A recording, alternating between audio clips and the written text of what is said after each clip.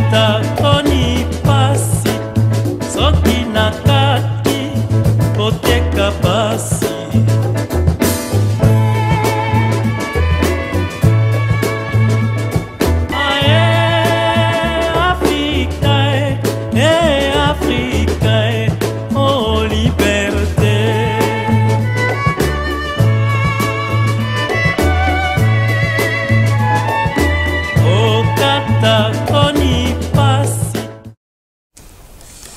Sans dignité, il n'y a pas de liberté. Sans justice, il n'y a pas de dignité. Et sans indépendance, il n'y a pas d'homme libre.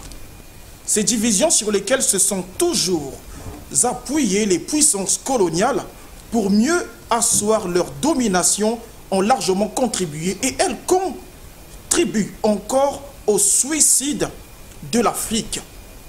Nous connaissons l'objectif de l'Occident. Hier, il nous divisait au niveau des tribus, des clans, des chefferies. Aujourd'hui, parce que l'Afrique est libre, il veut nous diviser au niveau des États. Il veut créer des blocs antagonistes et accentue les divisions afin de maintenir sa tutelle éternelle. Chers téléspectateurs, ce sont là les citations de Patrice Lumumba, l'héros national, mais pas seulement, car il était devenu un héros continental.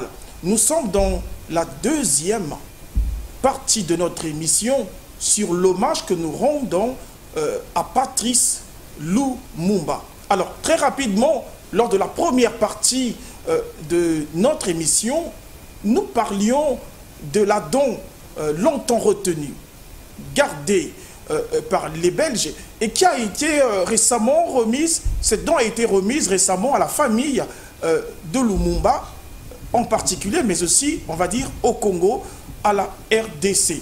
Alors, pendant cette première partie de notre émission, il y a eu l'indignation de la part de mes invités. Est-ce que cet acte suffit pour oublier le mal qu'a fait les Belges? Est-ce que cet acte suffit pour pardonner? Chers téléspectateurs, il s'est passé beaucoup de choses. Lumumba a été tué. Et mes invités se sont indignés justement de cet acte. Remettre une don ne suffit pas pour pardonner, pour oublier le mal qui a été fait par les Belges.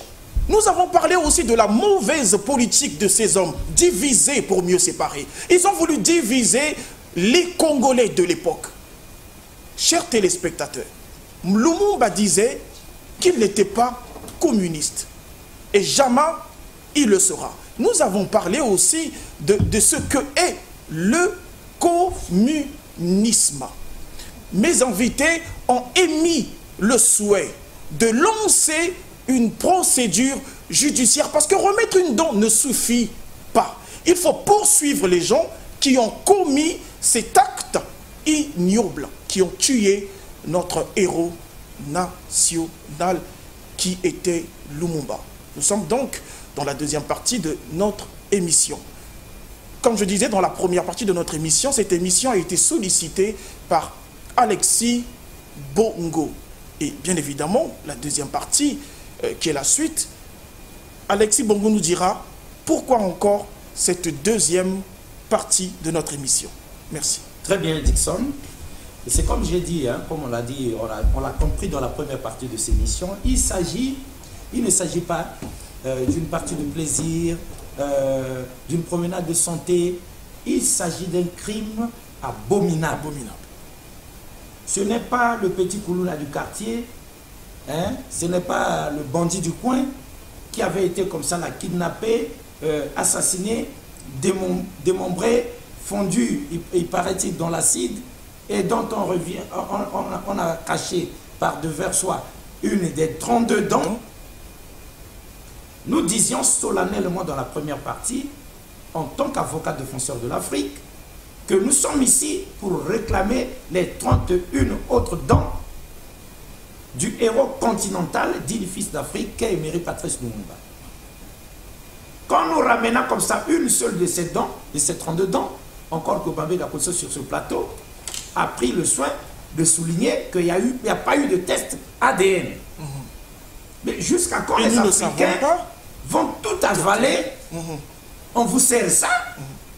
Il y a des milliards et des milliards de morts qui ont des dents qui ressemblent à cette dent qu'on vient de nous présenter. En quoi la dite dent relie, en quoi la dite dent relie notre héros à sa famille? En quoi qu'est-ce qui peut nous donner la conviction que c'est vraiment la dent d'Émile Patrice Lumumba? Et nous avions dit aussi, on n'est pas contre. La famille, pour faire son deuil, a trouvé que oui, il fallait qu'il y ait ça. Roch Nyanga l'a souligné. On ne marche pas sur ça. Hein? Mais nous disons à cette famille que nous respectons beaucoup que Lumumba n'était plus un patrimoine familial.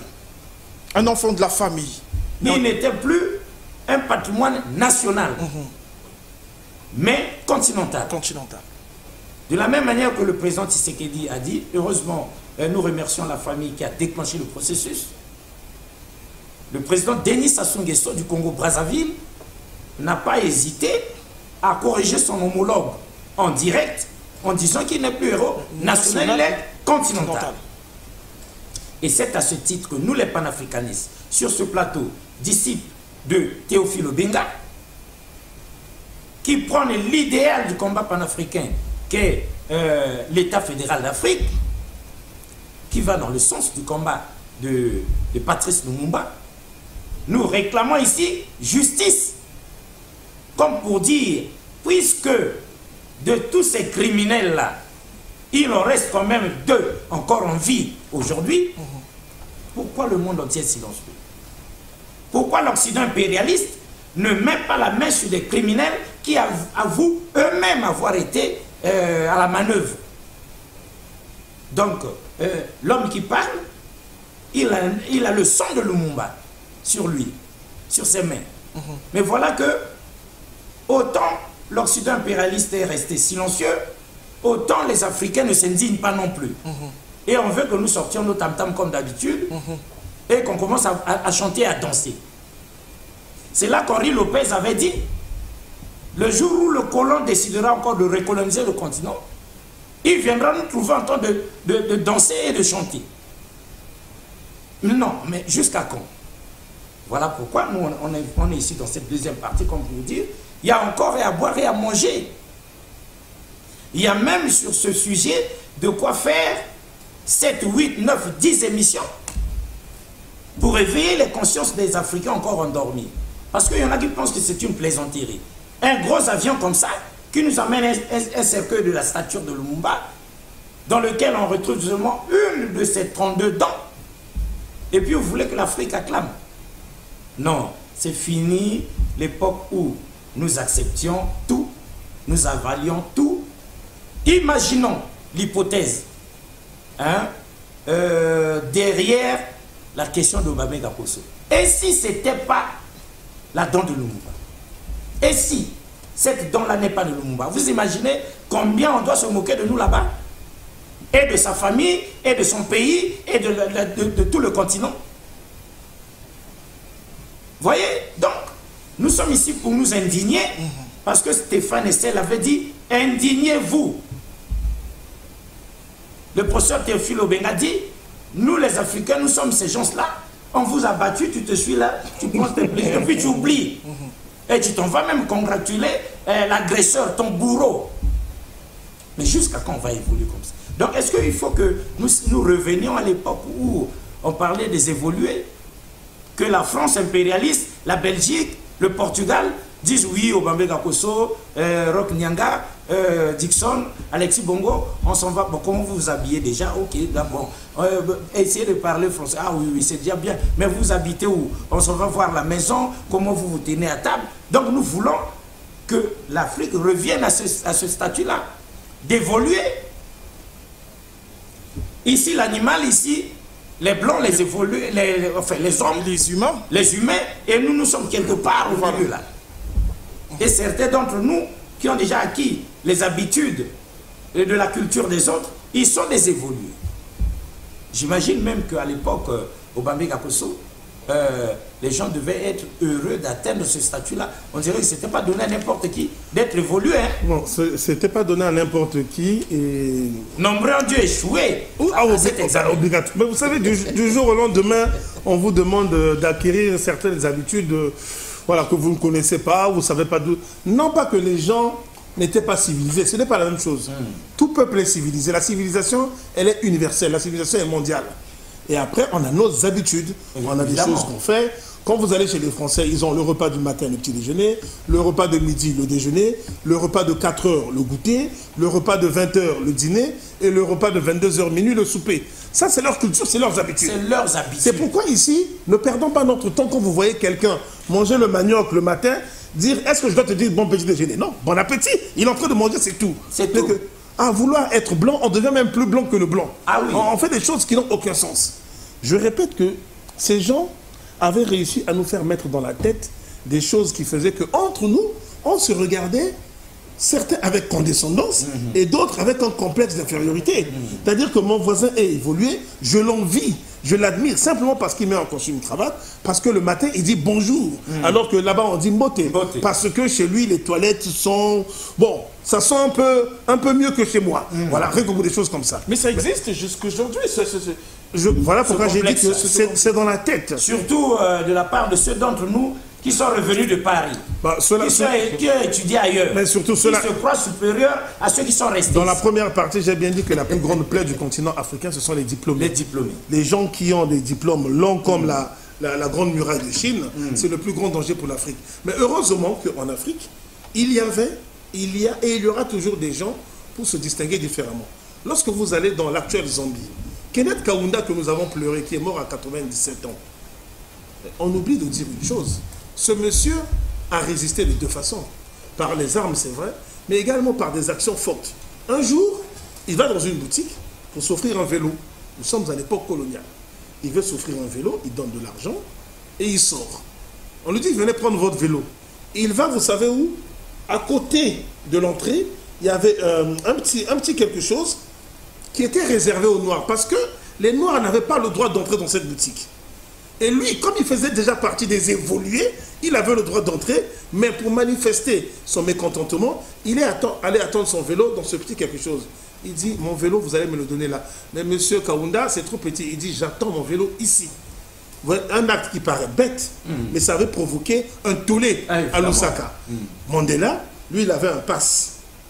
Tout à l'heure, on l'a vu dans la première partie, comment Nyanga a introduit ce sujet. En Afrique du Sud, pour aller d'un quartier vers un autre, d'une ville vers un autre, il fallait avoir un pass. Et Mandela trouvait que c'était tellement humiliant. Avant son emprisonnement en 62, il y a une photo qui est célèbre. Cherchez ça sur Internet, elle existe. Il est accroupi, on voit un jeune homme fort et beau qui prend le feu, il brûle le pass. Il avait fait cet acte qui était illégal. Il était interdit de détruire le pass. Pour ça, on pouvait aller en prison. Mandela a dit, mais s'il le faut, moi j'irai en prison. Donc il y avait quand même des hommes parmi nous qui pensaient que ce n'était pas normal que les humains soient traités ainsi. Mais malheureusement, nous avions et nous en avons encore des gens qui pensent que c'est normal. Voilà. Alors, Monsieur Roch, la parole vous est donnée. Oui, en parlant de le niveau d'être évolué, c'était une manière de faire la pression aux Africains de laisser la culture pour prendre la culture occidentale. N'oubliez pas que nous sommes pendant la colonisation. Oui, mais colonisation veut dire aliénation. Très bien, ça on peut comprendre encore. Hein. À l'époque, c'était un combat, on peut comprendre. Mais est-ce qu'aujourd'hui, les évolués, entre guillemets, que nous avons aujourd'hui, qui eux-mêmes se considèrent comme étant des évolués, et comme ça là, souffrent de ce complexe de supériorité par rapport aux autres Africains qui sont ici, les Africains de l'intérieur, parce qu'eux, ils ont étudié à Paris, aux États-Unis et ailleurs. Ces évolués-là, la plaie de notre continent, est-ce qu'ils ont des excuses aujourd'hui de continuer à se prendre pour des intellectuels, alors qu'en réalité, ils ne le sont pas. Bon, oui, vous avez tout dit, hein. Intellectuels, ils ne sont pas. Et je crois que si quelqu'un prend le plaisir de se faire plus trivolier, je crois qu'il se trompe. Et moi, je parlais tout simplement qu'il est aliéné. Ah, voyez-vous, quelqu'un qui prend sa propre culture, met dans la boue pour se faire une autre personne. Voyez-vous, aucun jour le blanc cherchera à vivre comme un noir. Absolument pas. Pourquoi moi noir je vais chercher à vivre comme un blanc? Non. Même si la langue française que je parle la langue française par exigence. Sinon moi j'aime les langues.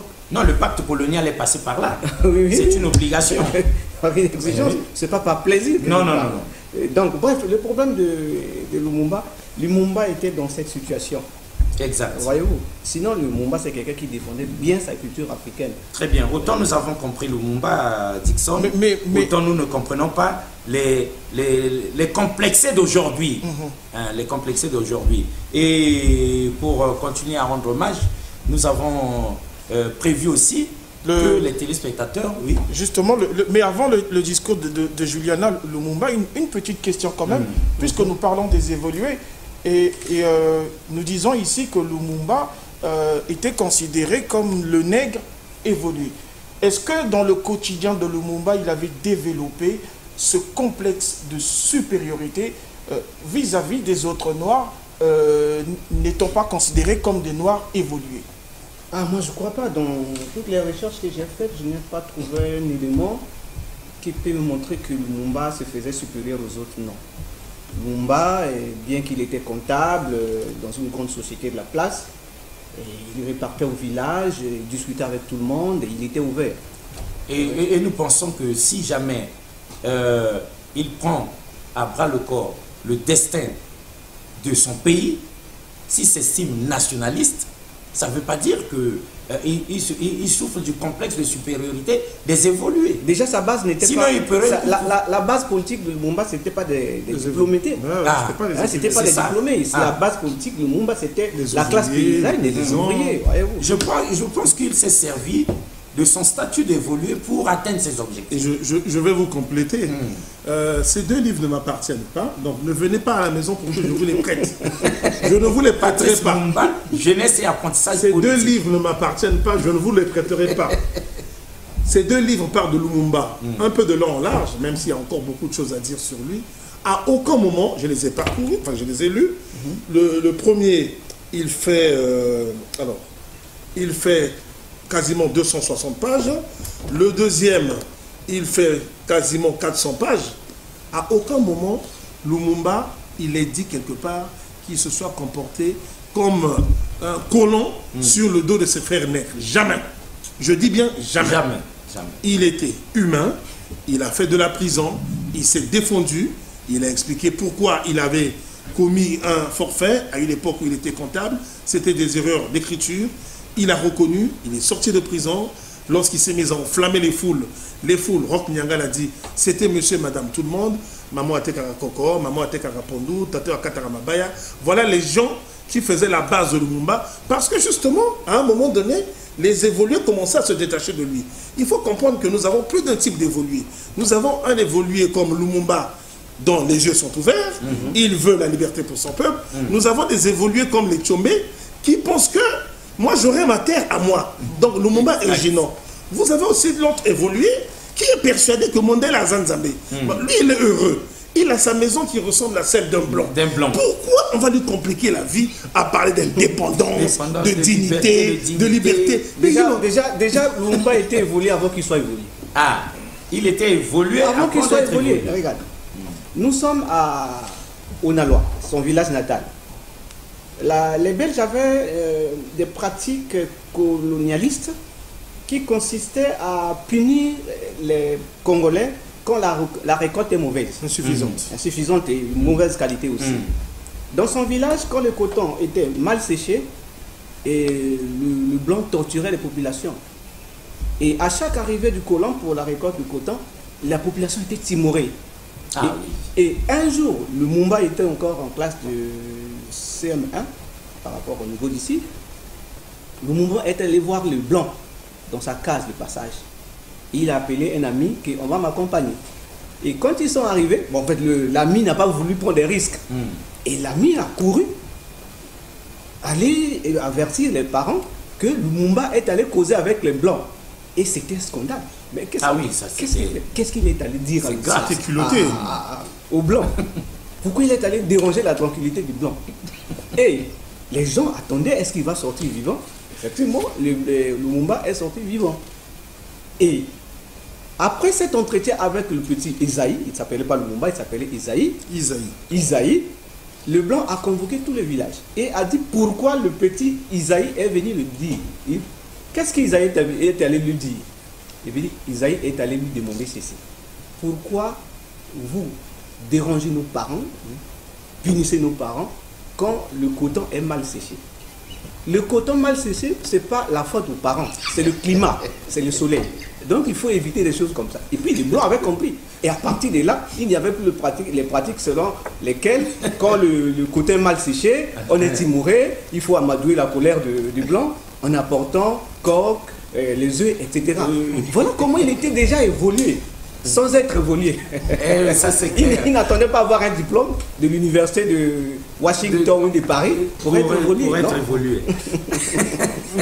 Ok, alors rapidement, nous allons demander la vidéo de Juliana Lumumba, la fille de Patrice Lumumba. Ça, c'est pour que les gens sachent, quand la dent est arrivée, quel a été l'accueil réservé par la famille. Parce que la fille de Patrice Lumumba parle au nom de ses enfants, au nom de la famille, au nom de ses petits-enfants. Donc nous allons voir quel accueil avait été, quel discours avait été prononcé pour cette circonstance.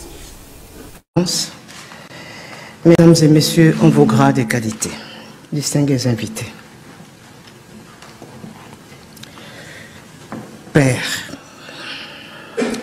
nos cœurs enseignés 61 années durant. Nous, tes enfants, tes petits-enfants et tes arrière-petits-enfants. Mais aussi le Congo, l'Afrique et le monde. Nous pleurions ta disparition sans avoir fait d'oraison funèbre. Père, comment es-tu mort? On ne sait pas. Quand es-tu mort? On ne sait pas. Où as-tu été assassiné? On ne sait pas non plus. Qui t'ont assassiné et pourquoi? On cherche encore. Tout ce que nous savons, Père, c'est que tu as été condamné par tes bourreaux à demeurer un défunt sans inhumation, un corps sans chair ni ossement, une âme en perpétuelle errance, un héros sans panthéon, un objet sépulcral sous séquestre de la justice, sans l'ombre d'une tombe pour le repos éternel, n'ayant qu'une date comme tombeau, le 17 janvier 1961. Il y a 2 ans, le 30 juin 2020, nous avions écrit à Sa Majesté le roi Philippe de Belgique. Nous lui avons dit que notre responsabilité d'enfant, notre devoir de descendant, devenu maintenant aussi père et mère, c'était de rendre hommage à notre père, à notre géniteur, en lui offrant une sépulture digne du sang qu'il nous a légué. Ce précieux sang qui circule dans nos veines, la réponse du roi, c'est la cérémonie solennelle de ce jour. Au nom de la grande famille Lumumba, éplorée, j'adresse une parole de remerciement et d'infinie gratitude à Sa Majesté le roi Philippe. Il a montré, dans ces tristes conjonctures, un remarquable intérêt affectueux pour notre Père et a manifesté un profond regret pour son abominable sort. Distingués invités, de la réception de notre lettre ouverte au roi le 30 juin 2020, à la cérémonie solennelle de ce jour, nous avons été agréablement surpris par les délicates attentions du gouvernement du Royaume de Belgique. Amen. Voilà, c'était là Juliana Lumumba qui prononçait son discours relativement à la remise de la don à la famille Lumumba. Donc on va dire ça comme ça, mais rapidement, vos impressions, Monsieur Roch. On va commencer par Monsieur Roch. Bon, en fait, moi, j'étais beaucoup touché les jours où je suivais ce discours au nom de la famille. Et je regardais le regard de Roland Lumumba et son grand frère, et surtout elle-même, la sœur Juliana. En tout cas, j'étais touché, c'est comme si j'étais le fils de Lumumba. Imaginez, vous avez votre père qui a été tué, on ne sait pas qui l'a tué, on ne sait pas où se trouve son corps, et peut-être, on peut dire la chance, par coup de chance, on dit non, on a une petite partie du corps. Vous pouvez imaginer la valeur à laquelle on peut accorder à cette partie une fois la retrouvée. Oui, elle a remercié le gouvernement belge pour ce geste. Elle n'a pas remercié parce que le gouvernement belge a tué son père, non. Voyez-vous. Pour ça, il faut quand même être diplomate. Oui, non. Non, il faut quand même être diplomate de dire oui, nous avons déjà eu. Ça ne veut pas dire que la fin du combat de la famille Lumumba. Non, le combat continue. Donc voilà. Dixon, permettez-nous de réagir. Oui, nous avions dit ici, j'aime l'intervention de Rompianda. Il ne faudrait pas que les gens pensent que nous méprisons la douleur de la famille Lumumba, que leurs efforts pour aboutir à ça, nous méprisons tout ça, ou nous ne considérons pas à leur juste valeur les souffrances. Nous, on n'a pas dit ça. Il ne s'agit pas. Aujourd'hui, il faut que ce soit clair. Lumumba n'est pas héros familial. Hein? Il n'est pas héros familial. Non, elle parle là au nom de la famille. Non, mais j'ai accepté. Bien sûr. Mais comment les Blancs ont pu nous avoir? C'est par ces sentiments-là.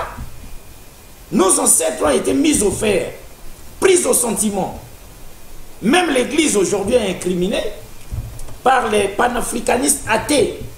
Parce que même les hommes en soutane ont démontré que la même Bible qui prêchait l'évangile devait nous acculturer et nous emmener à la servitude. Ce n'est pas le pape qui a béni l'esclavage? Attendez, nous on ne va pas accepter. Oui, c'est gentil. Nos remerciements à la famille royale, au gouvernement. Non, on ne lui reproche rien. Voilà. C'est ce que je dis, on ne méprise pas. Voilà. On ne reproche pas. Mais au devers de ça, par-delà ce comportement-là, nous faisons comprendre à l'Occident impérialiste qu'ils ne peuvent pas nous prendre par les sentiments. N'est-ce pas? Nous n'allons pas nous contenter, nous aussi, à notre place ici. Imaginez que l'avocat défenseur de l'Afrique, Alexis Bongo, arrive ici. En tout cas, merci au gouvernement belge. Vous avez bien fait en acceptant la requête déposée par la famille Lumumba. Et puis, point barre. Qu'est-ce que aurait changé? Lumumba lui-même, vous ne voyez pas que son discours contraste avec celui de sa fille? Imaginez si c'était la dent du roi belge que le Congo avait remis comme ça là, après avoir kidnappé, assassiné, démembré, dilué dans l'acide, et puis on remet une dent. Très bien. Sans confirmation, s'il vous plaît. Il n'y a pas de test ADN. Rien ne nous prouve que c'est la dent de Lumumba. Ça ne veut pas dire que nous méprisons les larmes des enfants et leur douleur. Ça c'est déjà bien. 61 ans plus tard, les efforts fournis par la famille ont mis sur la place publique la problématique de Lumumba. Ça ressuscite l'affaire pour que nous, Africains, nous puissions nous approprier de la chose. Si la famille, avec ses moyens, avec ses limites, s'est contentée de ça, mais nous n'allons pas tous dire oui, ok, c'est bon. Donc ne nous interdisez pas de nous indigner. Non, il n'a pas dit. Et ne dites pas à Juliana que nous sommes contre elle. Et la famille n'a pas dit que ça suffit. Non, nous ça va, non. Oui, mais ce n'est plus l'affaire de la famille non plus. Oui, j'ai suivi. Roch Nyanga, ce n'est plus à la famille de continuer ce combat-là. J'ai suivi Roland Lumumba sur un plateau de télé de l'Occident, dont j'étais le nom.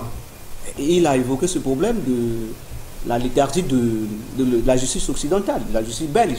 Il dit il y a 2 encore qui sont encore en vie. Pourquoi on ne lance pas la procédure pour mais pourquoi les impérialistes ou bien l'Occident lancerait la procédure si l'Union africaine, si la justice de la RDC est silencieuse, l'Union africaine est silencieuse? Oui. Maintenant, l'Occident va se lever pour rendre justice à Lumumba? Non, elle le fera. Attendez. L'Occident ne le fera jamais. Déjà, eux, ils trouvent que présenter des excuses, c'est grave pour eux. C'est très grave. Voilà. C'est grave. Parce que dans la culture occidentale, en politique, on ne s'excuse pas. Voilà. Dans la politique occidentale, en politique, on ne s'excuse pas. Donc, nous n'avons pas, je le dis et je le répète, nous n'avons pas à attendre des excuses de leur part. Nous n'avons pas à attendre une demande de pardon de leur part. Plutôt du pardon de leur part. Ce que nous devons attendre, c'est de nous-mêmes. Que nos gouvernements, l'Union africaine, le gouvernement de la RDC, fassent tout ce qui est dans leur pouvoir, voilà, pour que ces 2 rescapés, si je peux les appeler ainsi, soient jugés. Je dis bien tout. S'il faut que ça arrive à la rupture des relations diplomatiques, il y aura la terre ne va pas s'arrêter de tourner. En 1989, la Belgique et le Zaïre avaient connu la crise la plus grave de leur histoire moderne. Ainsi, on peut considérer après le 30 juin 1960. Résultat, il y avait rupture des relations entre les deux. Et à un moment donné, ils se sont rabibochés. Parce que les relations entre les États, c'est comme une histoire d'amour. Ça va bien lundi, ça va mal mardi, ça repart mercredi, on s'embrasse, on se fait la gueule, on se tape dessus, ainsi de suite. Donc, je dis et je répète, j'ai écouté le discours de cette dame, son père n'aurait pas accepté un tel discours. Non! Lumumba ferme que nous avons connu, Lumumba courageux que nous avons connu, n'aurait jamais accepté cela. Il y a un autre fils Lumumba que j'ai côtoyé, le prénom m'échappe. Moi, je comprends la douleur de cette famille. Je comprends un peu qu'ils soient dans... Ils se sont laissés embarquer dans ce cirque. Parce que moi, j'appelle ça un cirque. C'est tout ce qui reste de leur père, mais voilà. Mais par contre, moi, j'aimerais attirer l'attention des Africains. Il y a quand même des choses que nous devons comprendre. Les gens partent de chez eux. Ils arrivent chez nous sans la moindre invitation. Ils prennent des terres. Ils tuent. Ils coupent des mains. Il faut comprendre que lorsqu'on demandait aux Africains de l'époque d'aller récolter de l'EVA, donc cette sorte de caoutchouc qui devait sortir d'un arbre, vous avez des grands fabricants de pneus. Nous tous ici, nous montons dans des voitures, certains ont des voitures. Le pneu, c'est du caoutchouc. Et ces caoutchoucs, des pays comme l'Indonésie, le Cameroun, la RDC, un peu la Côte d'Ivoire aussi, on sont de très grands producteurs. Donc, lorsque c'était la récolte, vous avez évoqué la question du coton, on regardait, si la quantité était insuffisante, on vous coupait une main. La prochaine fois, on coupe le bras.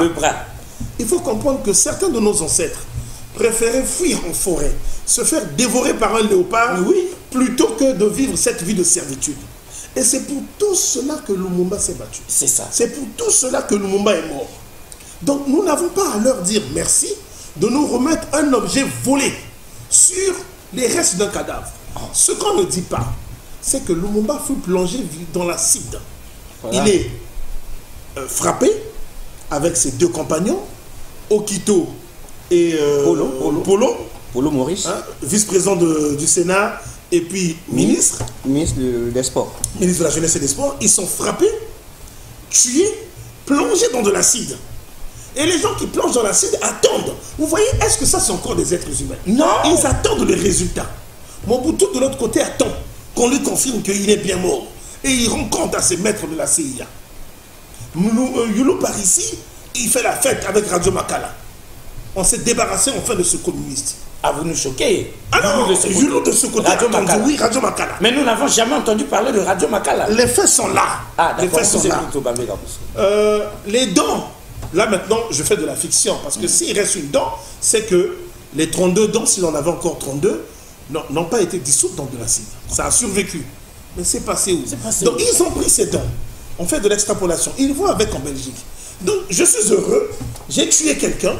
et je garde les dents dans mon salon, Comme un parfois dans ma chambre. Mais vous voyez que Comme un trophée, oui. les Occidentaux qui partent de chez eux pour venir tuer des éléphants, des lions chez nous, et qui repartent avec les trophées qu'ils exposent chez eux, finalement, ils ne sont pas différents de ceux qui ont fait ça sur Lumumba. Non. Ils vivent avec les restes de ces bêtes, Exact. le plus naturellement du monde. Empaillés et puis Voilà, ils sont heureux. Ben, l'autre, l'Auvergnat, Valéry Giscard d'Estaing, avec les diamants de la Centrafrique. Il venait, il faisait aussi la chasse. Et il prenait les trophées, il repartait avec chez lui. Ce qu'il n'avait pas le droit de faire dans son pays. Parce que là-bas, la chasse est plus que réglementée. Évidemment. Ah oui, il y a des textes qui sont très sévères.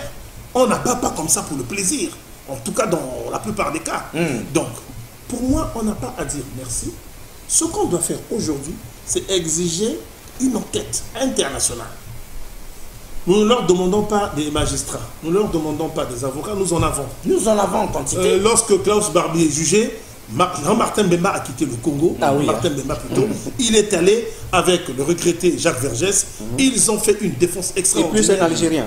Et oui, l'Algérien, oui, c'est vrai, on parle presque jamais de lui, et son nom m'échappe. Mais voilà. Donc les avocats, nous en avons, les magistrats, nous en avons, de qualité.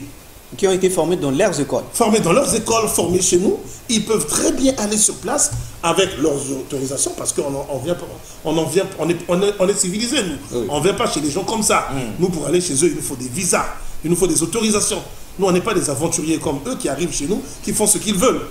Et on peut mener ces enquêtes, et si on peut récupérer le reste, tant mieux. Et si on peut juger les deux, qui sont forcément des vieillards, tant mieux encore. Mais pour moi, ça, c'est un goût d'à peu près. Et moi, le nègre que je suis, je n'aime pas la culture de l'apeuprisme. Très bien. Une Et c'est question. l'occasion pour nous. Dixon, excusez-moi, vous avez des questions. Nous, c'est nous qui avons demandé ça. Donc nous sommes aussi en droit de servir aux téléspectateurs qui peuvent se dire, mais attendez, Roch Nyanga a la gentillesse de reconnaître comment ça a été très fort, émouvant pour la famille, qui a souffert 60 ans, plus de 60 ans durant, et qui se réjouit de ça. Mais d'où vient-il qu'Alexis Bongo, Obambe Gakoso, puisse rester insensible à ces larmes-là? Nous ne sommes pas insensibles. Nous allons vous montrer maintenant l'un de ces criminels, ce que lui-même il dit, un tout petit extrait, comment lui considère la chose et comment il nous la présente. Comme ça, vous allez suivre et juger par vous-même si sur ce plateau, l'Afrique a le droit de s'indigner, oui ou non. Voilà, chers téléspectateurs, C'est ça la civilisation. voilà, c'est occidentale. choquant. Je suis encore sous le choc. Ah, vous êtes sous le choc. Mais bien Mais évidemment. je croyais que c'est l'avocat défenseur de l'Afrique qui délirait. Vous voyez, le criminel, il est connu. On sait où il habite. Il n'y a même pas enquêté pour savoir. Est-ce que l'Afrique, la famille, excusez-moi, Roch Nyanga, est-ce que la famille qui s'émeut là, qui remercie le roi et tout ça, n'a pas vu que le criminel court toujours? Ou le dernier de ces criminels, sinon les deux derniers, il y en a encore qui sont là. Est-ce qu'on a réclamé réparation? Justice. Hein? Vous imaginez si c'était le roi belge assassiné au Congo et que l'un des criminels était encore en vie et exhibait même, non pas une de ses dents, mais toute une jambe du roi, ou bien même sa main, on nous aurait laissé tranquille. Mais voilà qu'il ne reste plus que de l'autre, du grand homme qui était Lumumba, une dent, et nous sommes contents. Pendant que le criminel dit, il y en a qui croient qu'il reviendrait, mais il reviendra avec deux dents de moins. Le criminel, il pense qu'il reviendra avec 2 dents de moins. Peut-être qu'ils ont pu arracher 2 dents, ils nous en ont servi une, ou l'autre, puisqu'il reviendra avec 2 dents de moins. Où sont les 30 autres dents? Et comme là, il est revenu seulement avec une seule dent, avec 31 dents de moins, vous voulez que nous, on acclame, que surtout tous les plateaux de télé, à la radio, partout, on dit oui, c'est historique. Non, non, non. Nous, on ne peut pas accepter des choses comme ça. Et vous voyez, chez nous, en Afrique, il y a des symboles forts, on ne peut pas passer au-dessus de ça. Les gars, ils assassinent Lumumba. Ils l'enterrent d'abord à la hâte pour que leur gouvernement, les commanditaires disent qu'est-ce qu'on va en faire. Et lorsqu'on leur donne les instructions, ils reviennent, ils doivent revenir sans que le noir ne sache. Et quand ils arrivent sur les lieux, il y a sa mère qui sort de la terre là. Hein? Sa mère est sortie comment? il avait été enterré mort. Et s'il avait été enterré vivant? Voilà, il y a des choses comme ça là. Et puis vous voulez que nous acceptions? Et quand ils ont vu cette main dépasser, sortir, ils l'ont coupé tranquillement. Mais attendez, nous n'allons pas servir aux générations futures, à nos enfants, à nos petits-enfants, que oui, on avait acclamé ce jour-là, 30 juin 1960, c'était les indépendances, et 30 juin 2022, c'était le retour dans un cercueil grand comme cette table-là de la dent de Lumumba. Non, justice doit être faite. C'est pourquoi nous avons titré Sanglot pour Patrice Lumumba. De la même manière que ici nous avons un livre d'Obambe Gakoso, il dit le tribunal inattendu Obambe Gakoso. Mais cette situation de Patrice Lumumba, c'est une situation à laquelle nous ne nous attendions pas. Et nous ne pouvons pas accepter ce dénouement-là. N'est-ce pas? Si nous ne nous indignons pas aujourd'hui, en quoi est-ce que nous sommes l'avocat défenseur de l'Afrique? Que vont faire nos enfants demain et nos petits-enfants? Si 61 ans plus tard, nous n'arrivons pas à nous indigner. Mais on n'exclut pas le fait que aujourd'hui, pour une fois, il y a un lieu symbolique où on ira certainement en pèlerinage, dire qu'on l'a enterré là. Encore que nous demandons de façon solennelle au gouvernement belge, sinon au roi qui siège là-bas, qui trône là-bas, de diligenter le test ADN pour vérifier. Ils ont trouvé une excuse. Ah. Oui, j'ai suivi un Belge qui a dit on craint que si on fait un test ADN, la dent soit détruite et qu'on la perde à jamais. Regardez comment ces gens sont cyniques.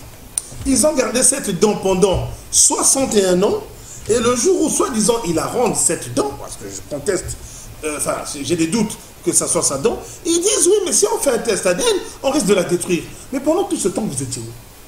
Ils ont festoyé pendant 5 ans, 10 ans, 15 ans, 61 ans. On ne sait pas, parce que vous savez, quand l'Occident fait un geste à notre endroit, il y a quelque chose derrière. Et on le saura un jour. Aujourd'hui, on ne sait pas. Et comme vous l'avez dit au début, qu'est-ce qu'il y avait réellement dans ce cercueil? Moi, j'ai une question, Alexis Bongo. Cette attitude amorphe que nous remarquons chez cette génération actuelle, les jeunes d'aujourd'hui, est-ce que cette attitude n'est pas due au fait qu'elle n'a pas vécu ces moments, cette génération, encore ces jeunes, n'ont pas vécu ces moments? C'est pourquoi ils sont plus ou moins sensibles à votre appel. Vous, vous êtes indignés exceptionnellement, mais on voit que la génération actuelle, les jeunes d'aujourd'hui, trouvent ça comme un événement culturel. Mais qu'est-ce qu'on leur a servi depuis toujours? Hein? L'école, qu'est-ce qu'on nous apprend là-bas? C'est venu de qui? Les programmes scolaires. Qui décide de tout? Dans quel environnement sont nés les jeunes d'aujourd'hui? Déjà, ceux qui sont allés là-bas après les indépendances, avant ou après, ils sont venus encenser l'autre là-bas. L'Afrique étant le continent le plus riche du monde, on le fait passer par le plus pauvre.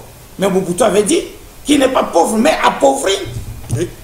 Et ceux qui l'ont appauvri dans nos têtes, ils y sèment la guerre et tout ça pour le piller sans arrêt.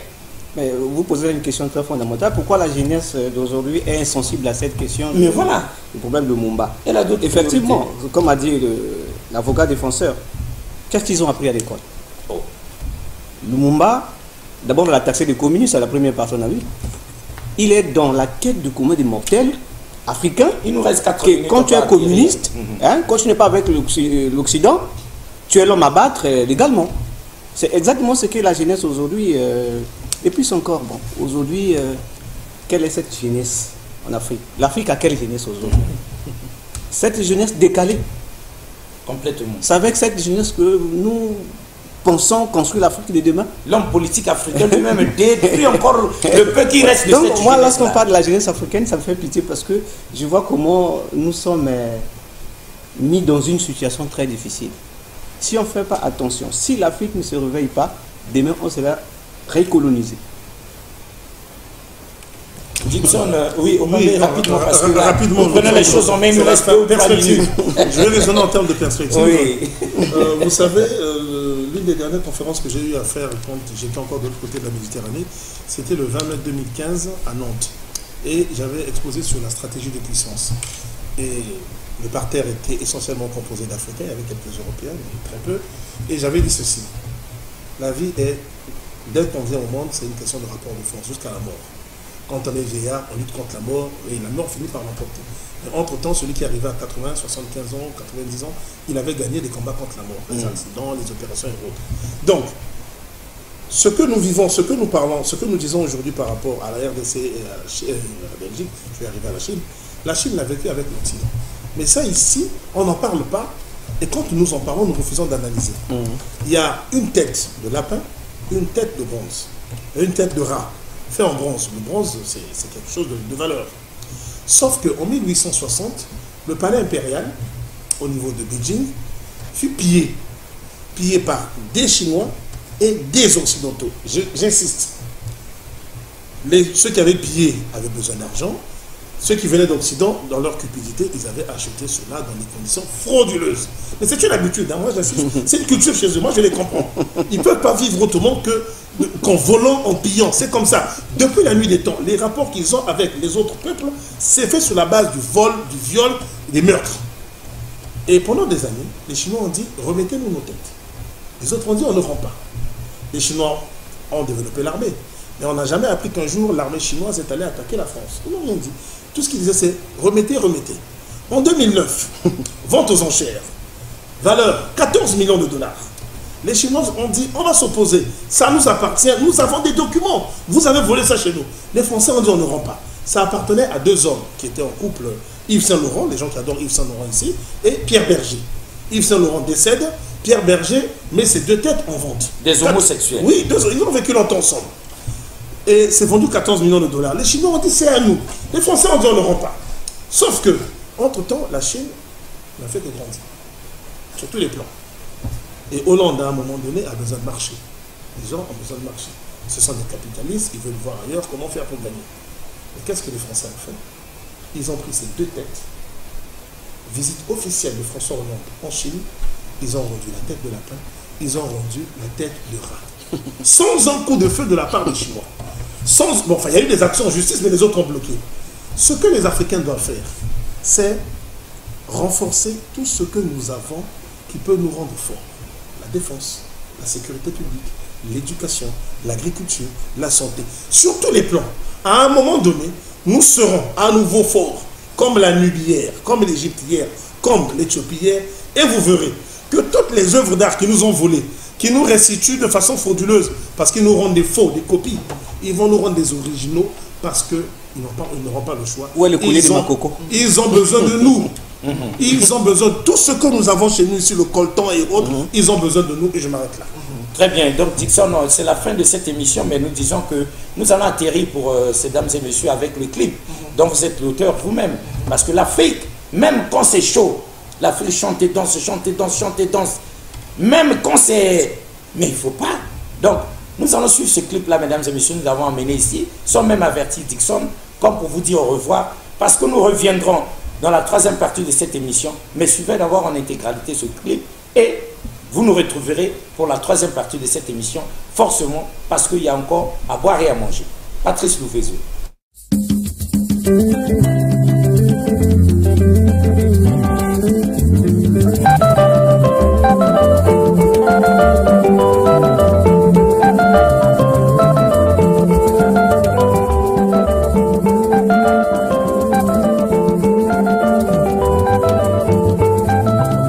L'Afrique aime danser, l'Afrique aime chanter. Elle danse, elle chante, elle chante, elle danse, elle danse, elle chante. Elle danse, elle chante, elle chante, elle danse, elle danse, elle chante, elle chante, elle danse. Mais sa plus grosse bêtise, c'est quand elle danse. Elle chante même quand les choses vont mal. Mame mundo Sia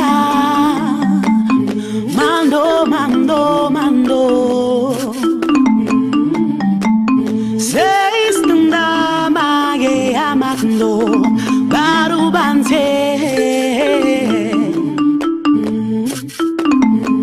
Hey, hey, hey, hey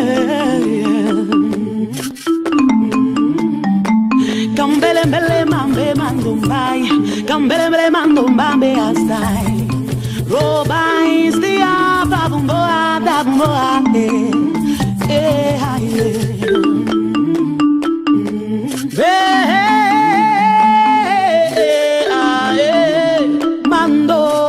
Une tradition africaine dit que les rois doivent être au-dessus de notre tête. L'acte était de les transporter sur les chipoy. Cette tradition persévère sous une autre forme entre les hauts et les bas. Mais il s'avère que la mort est sévère, car aucun roi demeure éternel comme Dieu l'éternel roi qui fonda l'Afrique, cette grande femme.